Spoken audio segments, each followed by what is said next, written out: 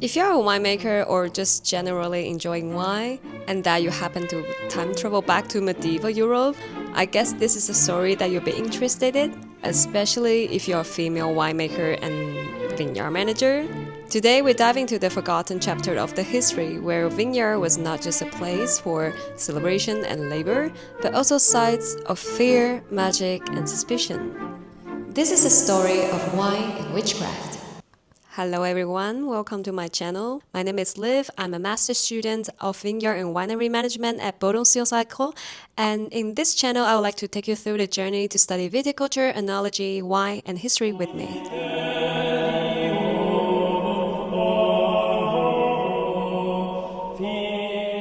Before we dive into the connection between wine and witchcraft, let's set the stage by understanding when did this event occurs.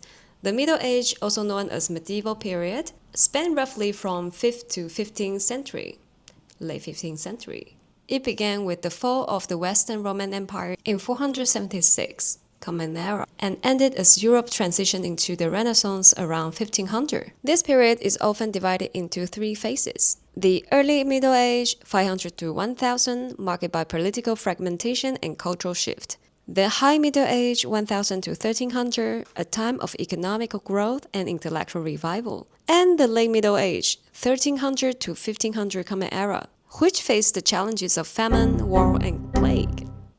And there is an important event expanded from the Late Middle Ages to the early modern period, the Little Ice Age, 1300 to 1850, which led to the agricultural obstacles and the crisis in the society. The witch hunts that we associate with the medieval Europe actually happened towards the end of this period, around 15th century. I don't even know this man! Liar! Witch! She's come to me in the night many times, with naught but a red corset about. As fears about witchcraft became more widespread, these fears intensified during the early modern period, 1500 to 1700, peaks around 1560 to 1630. During this time, tens of thousands of people, mostly women, were accused of witchcraft and executed around Europe. Now that we have established this historical context, let's explore how wine became entangled in these fears in the medieval times. Welcome to medieval times. I'll be your serving wench, Melinda. Might I fetch you something from the barkeep? Wine has always been more than just a drink. In the medieval Europe, it symbolized life, faith, and community. But it was also tied to superstition and fear. Women who worked with wine, whether as herbalists or vintners, were sometimes accused of witchcraft. And when harvest fell, barrels spoiled, people turned to supernatural explanations. So based on this background, we're going to look into the mystical associations, the superstitions surrounding vineyards, and how women in winemaking always find themselves in the center of the witch trials. You have pled guilty to the practice of witchcraft. It starts by exploring the importance of wine in medieval life, the mystical nature of wine in medieval Europe. To understand why wine was so important or feared, we must start with its mystical role in medieval society. In Christianity, wine was sacred. It wasn't just a drink during the Eucharist, it became crisis blood. This belief gave the wine an almost supernatural status. Monks across Europe tended vineyards, believing their hard work will bring them closer to God. In Burgundy, for example, monasteries like Cluny perfected winemaking techniques that are still celebrated today. But wine's roots goes deeper than Christianity. Before it became a symbol of faith, it was tied to pagan ritual to celebrate fertility and abundance. The god Bacchus or Dionysus was worshipped for his connection with wine and revelry. Even as European Christianized, these pagan associations linger in folk traditions. Wine wasn't just for drinking, it was also medicinal and magical. Herbalists infused it with plants like Saint-Jean wort or mugwort to create potions that ward off evil spirits or heal ailments. These practices blur the line between science and sorcery. So here we have a paradox. Wine was both sacred and suspect, a drink that can heal and harm depending who is wielding it. I guess that's still true to nowadays. Witches and vineyards. Now let's turn to vineyard where everything ran wild. In medieval Europe, agriculture was deeply tied to supernature. I guess that's a time when agricultural science is not happening yet. When crops fail or weather turned disastrous, people often blame witches for cursing their land. Vineyards were no exceptions.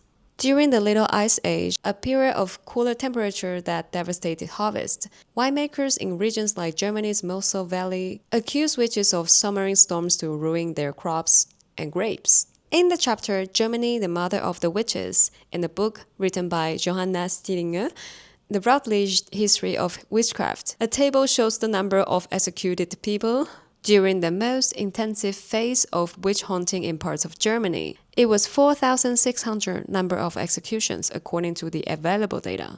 The witches of the German witch hunts were first and foremost weather magicians. The witches supposed threatened the harvest with rain, hail, and forest. Sounds familiar? We call it climate change now. This was no coincidence. The vineyards were, of course, especially vulnerable to inclement weather. Other regions with more robust economies or favorable microclimates experienced fewer witch trials. During this time, the general economy outlook doesn't seem that great. Unlike the hunger crisis of 1570, the crisis in the 1580s carried on for more than a decade. In addition, the income from the Central European vineyards from Hungary, Austria, Switzerland, Germany, and into northern France permanently declined due to the deterioration of wine harvest. Since 1586, an average craftsman with a family of 4 was no longer able to meet the necessary living cost without help from other members of his family. The increased frequency of hailstorms, the impact of series of cold and prolonged winter was sharpened. Snowfall returned to the Swiss Midlands, 400 meters on 4th of July and again in mid-September. In Spain, there is heavy storms, as well as in Swiss, severe thunderstorms almost every day starting in June. It was during these 2 years that witchcraft accusations reached their climax in England and France, while the large-scale witch hunts in Scotland and Germany were just gaining their momentum. On the other side of the Europe, which is the northern part of the Italy, tells us a more positive story about the witchcraft, which is the Benententi, good witches who fought against bad witches to protect crops and vineyards. These nocturnal battles were believed to determine whether the harvest will succeed or fail. But by the late 16th centuries, the Catholic Church branded their rituals as witchcraft, turning these guardians of fertilities into targets of prosecution. Wine also played a role in protective rituals against witchcraft. People created witch bottles, containers filled with red wine, herbs, nails, or pins to trap curses or ward off evil spirits. These bottles are buried near the vineyards or home as a form of magical insurance. Why does it sound like biodynamic? I'm joking. The connection between witches and vineyards wasn't just about fears. It reflected deeper anxieties of the nature's unpredictabilities and humanity's struggle to control it. Women, wine, and witchcraft. But why were women so often accused of witchcraft in connection with wine? Part of the answer lies in their roles as herbalists and winemakers. Women in rural communities often brew herbal wines for medicinal purposes, a skill passed down through generations. But this knowledge made them the target during the witch hunt. Take female brewer as an example. They used cauldrons and herbs to make beer, but were accused of using these tools for sorcery instead. Similarly, women in winemaking face suspicion because their craft seems mysterious or even magical to outsiders. I mean, isn't winemaking magical in some way? I guess I'll figure that out during my summer internship. There was also gender aspects of this accusation. Women who defy social norms by working independently or gain local influence were most likely to be labeled as witches. Their association with plants and fermentation, a process many didn't fully understand, only added a fuel to the fire.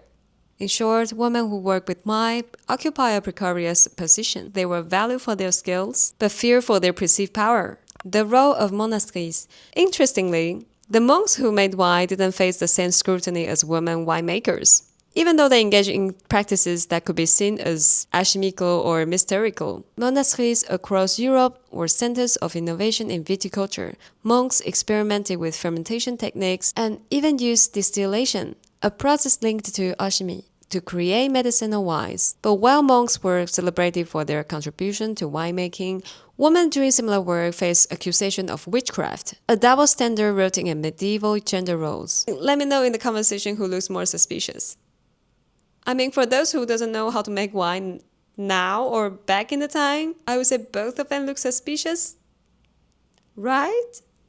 Witch hunt trials involve wine. In Switzerland's Valley witch trials during the 15th century, women were accused of cursing vineyards or spoiling barrels of wine with some liquid I can't say.